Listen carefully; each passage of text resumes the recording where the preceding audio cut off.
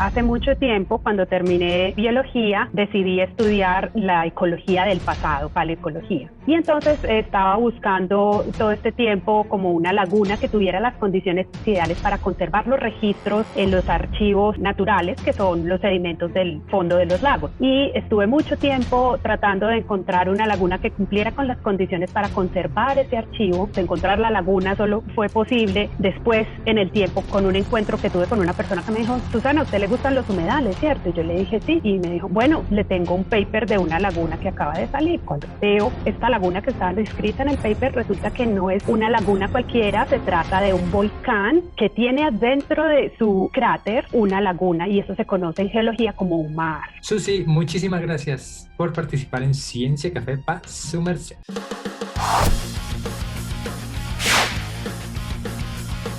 Bueno, entonces cuéntanos tú, ¿dónde estás ahorita? Yo estoy en el laboratorio de paleoecología del Museo de Historia Natural de Utah. ¿Y qué estás haciendo allá? Bueno, aquí básicamente estoy trabajando con el registro de la laguna de San Diego, el mar que te acabo de mencionar, queda en Samana Caldas. Estoy extrayendo los proxies para hacer la reconstrucción de cómo estaban las condiciones alrededor de la laguna, que además es un área protegida, durante las últimas décadas.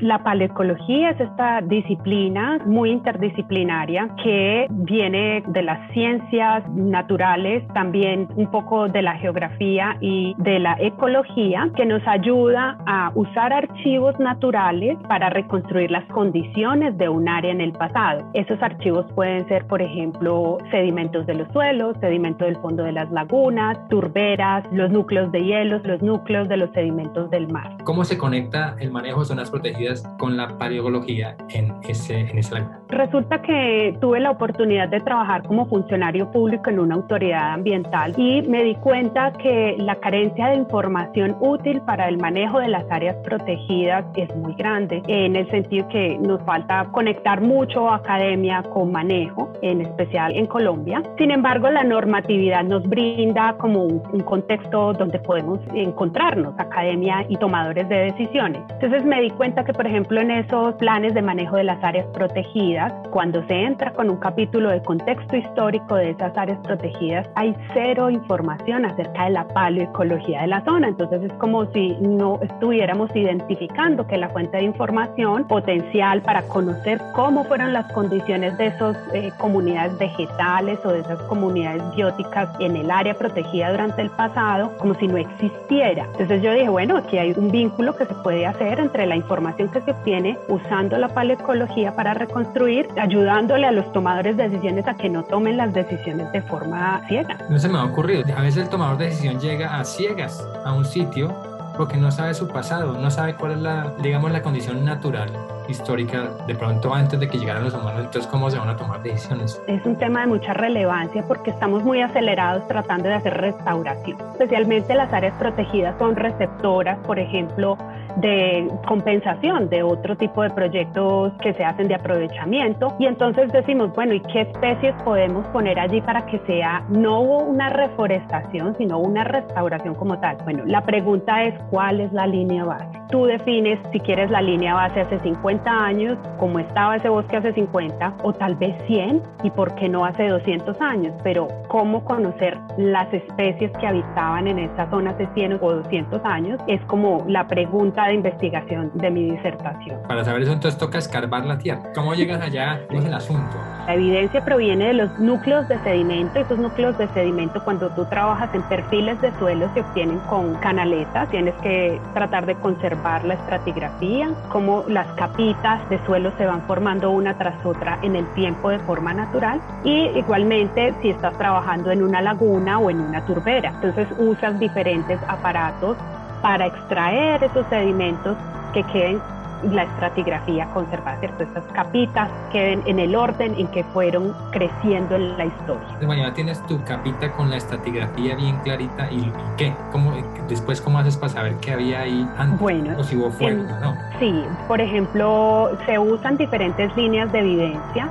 Hay unas que son más orgánicas, hay otras que son un poco más geoquímicas, y lo ideal es usar varias de estas líneas de evidencia que en paleoecología se conocen como los proxy para ver las condiciones, por ejemplo, de incendios forestales. Tú usas los microcarbones sedimentarios, los extraes en el laboratorio con unas técnicas químicas. También puedes usar el polen y las esporas, el polen de las plantas, las esporas de los helechos, incluso las esporas de los hongos, para reconstruir esas comunidades y sus cambios en el pasado.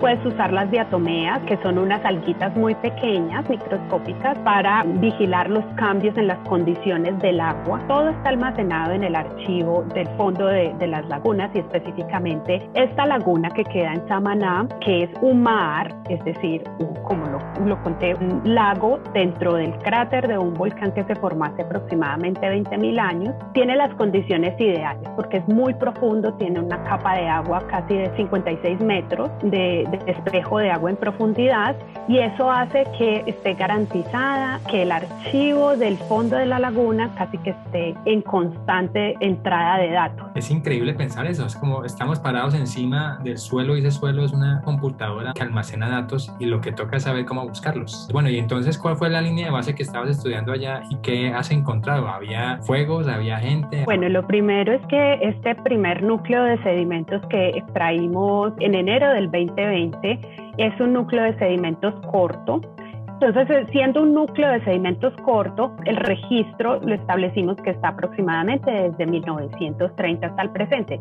Pero lo interesante es que usamos una sonda que nunca se había usado en Latinoamérica, que se llama el dedo congelador en español. El dedo congelador básicamente lo que hace es, uno manda la sonda al fondo del lago, y cuando la sonda toca los sedimentos del fondo del lago quedan como una fotografía, entonces la estratigrafía queda muy bien conservada. Lo que he encontrado, bueno, esta zona es una zona que es muy lluviosa, casi que es como unas condiciones muy similares a las del Pacífico chocuano, ¿no? Y llueve aproximadamente 7.000 milímetros de lluvia al año, y por eso está allí muy cerca el Parque Nacional Natural Selva de Florencia, que es conocido por su riqueza de anfibios. Entonces esta zona es un núcleo de tempestades. Está catalogado como uno de los 11 sitios donde caen más rayos y hay mayor tempestades en el mundo, en Norcasia exactamente. Y lo que queremos revisar es esas condiciones de tempestades en el pasado. ¿Siempre han sido así desde 1930 o hubo periodos donde fueron menores? Y si esos periodos de menor tempestad fueron asociados a mayor cantidad de incendios, ¿cierto? Porque si tienes menor lluvia, tú esperas que haya más sequía en las condiciones de humedad para las plantas y que sean mucho más fáciles de que se queden. Pero el otro aspecto que hay que tener muy presente, en especial pensando en el manejo, es que esta área protegida, que fue declarada en el 2011, está ubicada en una zona donde el conflicto armado ha mantenido la zona, digamos, aislada, casi que del conocimiento científico y del manejo de las personas durante casi 50 años. Estamos hablando de una zona de las más violentas de los Andes, Samaná. Y entonces ese ir y venir de las poblaciones cuando han sido desplazadas está relacionado con los incendios que se registran en esos sedimentos de la laguna durante este periodo corto de pasada. Anécdota científica. Hace mucho tiempo, cuando estaba en mi pregrado y estaba trabajando con vertebrados, justamente haciendo unas colectas de campo en un bosque en Caldas, estaba trabajando con dos de mis compañeros en un curso que se llamaba Técnicas de Campo.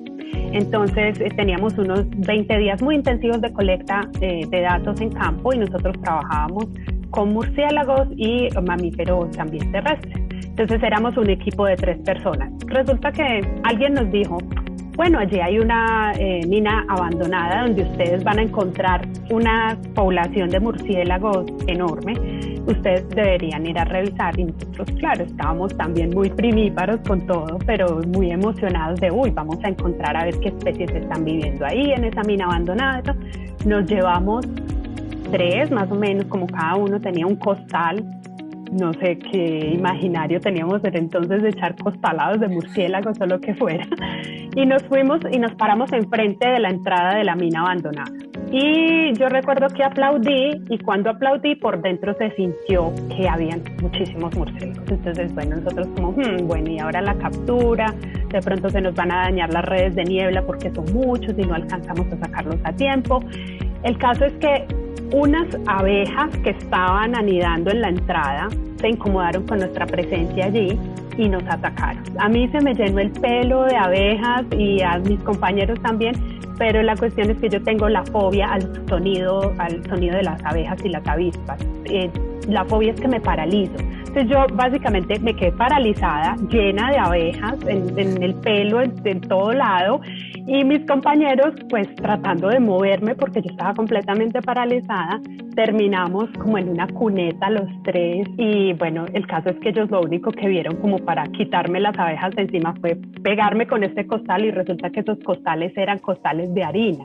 Entonces terminamos blancos de pies a cabeza, sin ningún murciélago. Y te picaron las abejas. Y picada. De otro ejemplo, hacer ciencia no es tan fácil. Susi, muchísimas gracias por haber participado en Ciencia Café. Ciencia para tu merced.